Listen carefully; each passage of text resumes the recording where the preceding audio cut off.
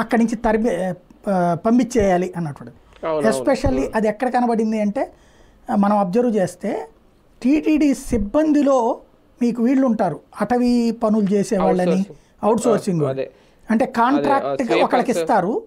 ఆ కాంట్రాక్టరు వీళ్ళని పనిలోకి తీసుకుంటాడు.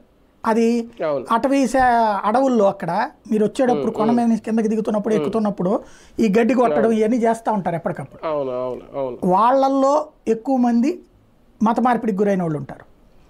అట్లాగే సెక్యూరిటీ స్టాఫ్ ఉంటారు, అది అవుట్ సోర్సింగే.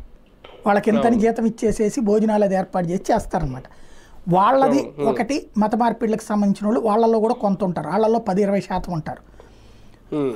మూడోది వచ్చేటప్పటికి ఈ కొండపైన జాపాలి, తర్వాత దాని పేరేంటది మన పాపనాశనం, ఆకాశగంగా, ఆ ప్రాంతాల్లో షికారీలు ఈ పేర్లతో కొంతమంది వచ్చేసేసి ఆ గిరిజన తెగలన్నమాట.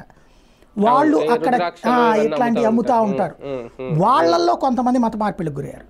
వాళ్ళు ఇప్పుడు వాళ్ళని పంపించేయాలన్నటువంటి నిర్ణయం చాలా మంచి నిర్ణయం. అప్పుడు ఆధ్యాత్మిక క్షేత్రం తిరుమల పుణ్యక్షేత్రం హిందువులకి మాత్రమే ఉంటుంది.